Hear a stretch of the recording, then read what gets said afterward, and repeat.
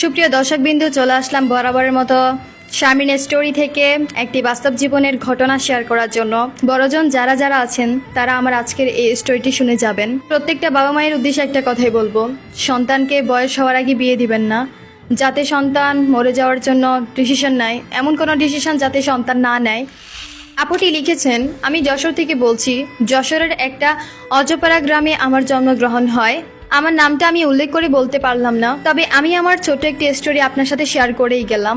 উনি লিখেছেন, আমি আমার নামটা আপনার কাছে বলতে পারবো না, আমি আমার গল্পটা শেয়ার করে যাচ্ছি। আমার বয়স যখন 13 বছর হয়, আমি আমার বাবা মায়ের একমাত্র বোঝা মেয়ে ছিলাম পরিবারের মধ্যে। আমার বয়স যখন 13 বছর হয়, ঠিক তখন আমার বাবা মা সিদ্ধান্ত নিল আমাকে বিয়ে দিয়ে দেবে। পরিবারের মধ্যে শুধু আমার একজন ভাই ছিল, আর আমি ছিলাম, আমার বাবা মা ছিল। কেন জানি না আমার বাবা মায়ের মাঝে আমি বোঝা হয়ে গিয়েছিলাম। আমাকে আর খাওয়াতে পারছে না, মনে হয় আমাকে আর পড়াতে পারছে না। এই কথা কেন বলছি জানেন? কারণ আমার বাবা মা আমাকে 13 বছরেই আমাকে বিয়ে দিয়ে দিয়েছে। আমার বাবা সিদ্ধান্ত নিল আমাকে বিয়ে দিয়ে দিবে। আমার মা আমার বাবাকে বলল, না তুমি ওকে বিয়ে দিও না, ওর বয়স এখনো হয়নি। কিন্তু আমার বাবার কথাই আমার পরিবারটা চলতো। কখনো আমার বাবার অবাধ্য হয়ে আমার মা চলেনি, কখনো আমরাও চলেনি। বিয়েটা আমার বসতেই হলো। আমার বাবা এইটুকু বুঝলো না যে আমি এখনো বড় হইনি শারীরিকভাবে। সে এটাও বোঝার চেষ্টা করলো না। সেই অজপাড়া গ্রাম থেকে আমাকে বিয়ে দিয়ে পাঠিয়ে দিল সেই দূরে এক জায়গায়। শ্বশুর বাড়িতে গেলাম, নতুন মানুষ, নতুন সব কিছু। অবশেষে আমার বিয়েটা কমপ্লিট। আমি বাসর ঘরে বসে আছি। বাই দ্য ওয়ে, এর মাঝে একটা কথা বলি, আমার বাবা তার পরিবারকে বলে দিয়েছে আমার মেয়ে এখনো শারীরিকভাবে বড় হয় নাই, আপনাদের কাছে কিভাবে বিয়ে দেব।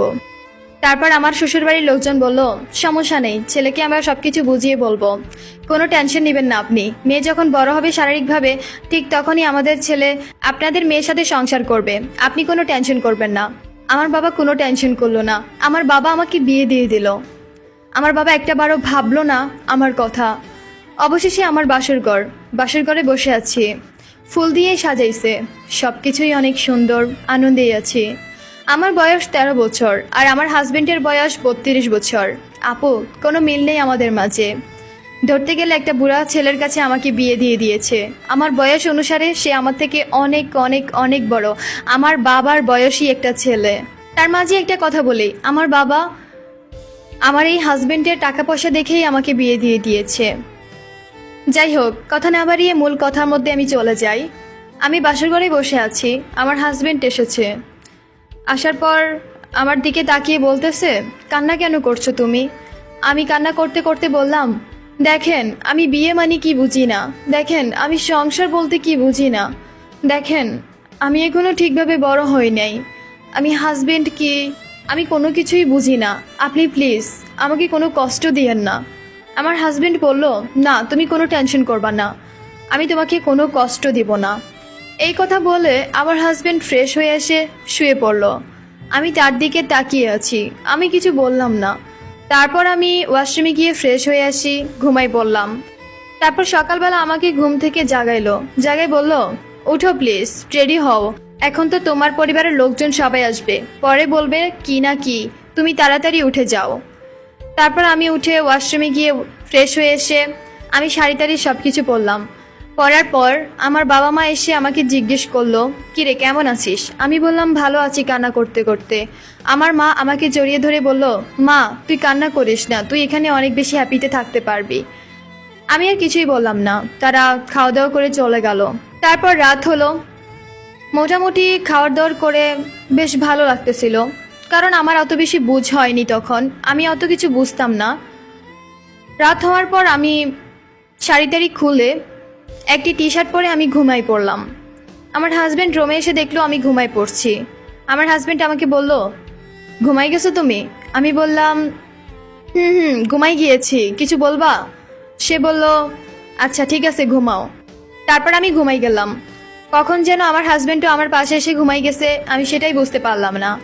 আর 5টা-10টা মেয়ের মতো আমি অত বেশি চালাক ছিলাম না, অত বেশি বুঝতাম না সব কিছু। আমি আমার মতো করে ভালো আছি। এভাবেই 5 দিন গেল। 5 দিন যাওয়ার পর আমার হাজব্যান্ড একদিন আমাকে জড়িয়ে ধরলো। ধরার পর আমি বললাম, ছাড়ো আমাকে, এসব কি করতেছো তুমি? তারপর সে আমাকে বোঝাই অনেক কিছুই বোঝাইলো, অনেক কিছুই শিখাইলো। যাই হোক, এভাবেই ওর সাথে ভালোই দিন কাটছে। তবে একটা কথা, আমার মা বাবা যখন আমাকে বললো বাবার বাড়িতে যাইতে, তখন আমি টোটালি গেলাম না। আমি একটা ডিসিশন নিলাম নিজের মনের মধ্যে যে আমি কোনো দিনও আর বাবার বাড়িতে যাব না, কারণ বাবা মায়ের বোঝা আমি হয়ে গিয়েছিলাম। আল্লাহর কি হুকুম, আমি 2 মাস পরপরই আমি শারীরিকভাবে বড় হয়ে গিয়েছি।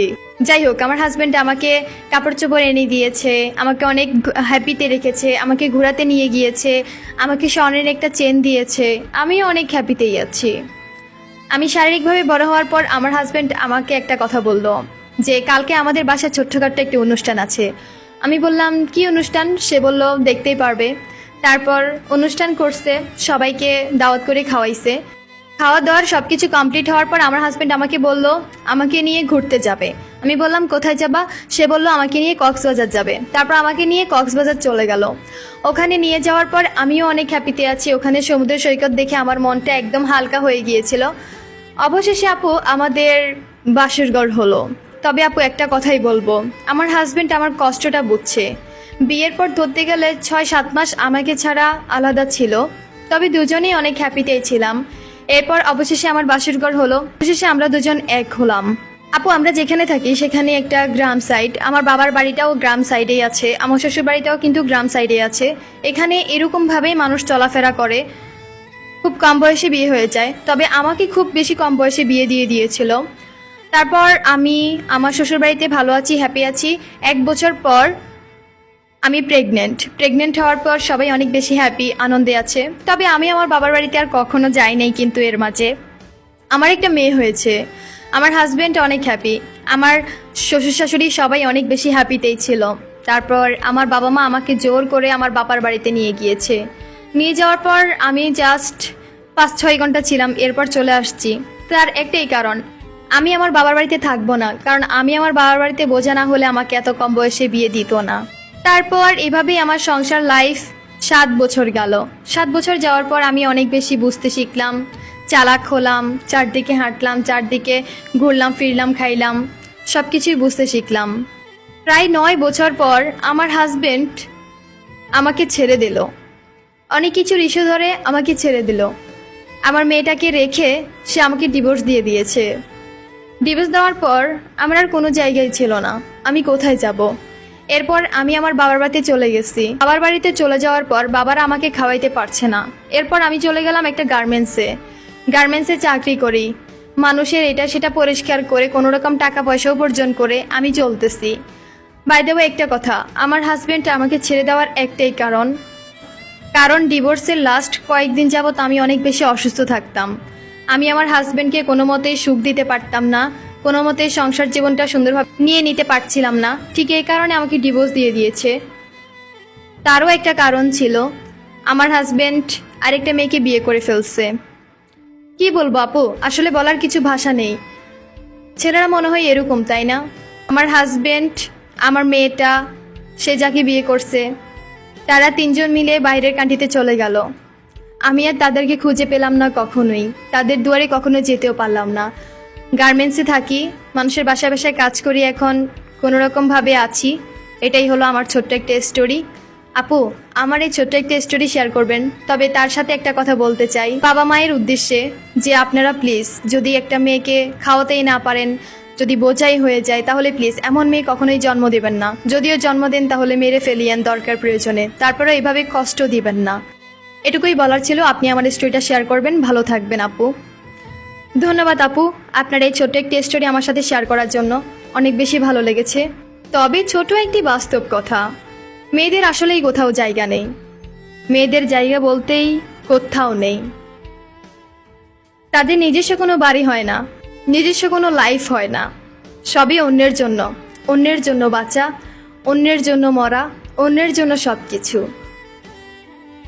যাই হোক, ধন্যবাদ। আমার আজকের স্টোরি আপনাদের সাথে শেয়ার করেছে, আপনারাও শুনেছেন, অনেক বেশি ভালো লেগেছে। তবে আজকের এই স্টোরিটি প্লিজ আপনারা শেয়ার করে দিবেন, যাতে প্রত্যেকটা বাবা মা শুনতে পারে, তারা যাতে এটুকু বুঝতে পারে যে মেয়েদেরকে কম বয়সে বিয়ে দেওয়া উচিত না। কম বয়সে বিয়ে দেওয়ার পর যদি হাজব্যান্ড না বুঝে মেয়েটার কষ্ট, যদি কষ্ট বোঝার পরেও ডিভোর্স দিয়ে দেয়, তাহলে এই কষ্ট কখনো ভোলা যায় না। একটা মেয়ে তখন মরা ছাড়া আর কোনো উপায় থাকে না। সে তার মাঝে অনেকবার সুসাইড করার জন্য ডিসিশন নিয়েছে, কিন্তু সে সুসাইড করেনি, বেঁচে আছে। আপু, আপনার জন্য দোয়া এবং ভালোবাসা রইল আমাদের পক্ষ থেকে। ভালো থাকবেন, সুস্থ থাকবেন আপনি, আমার ভালোবাসার মানুষগুলো। আজকের ভিডিওটা এই পর্যন্তই। সবাই শেয়ার করে পাশে থাকবেন, অ্যান্ড সবাই ভালো থাকেন, সুস্থ থাকেন। আল্লাহ হাফেজ।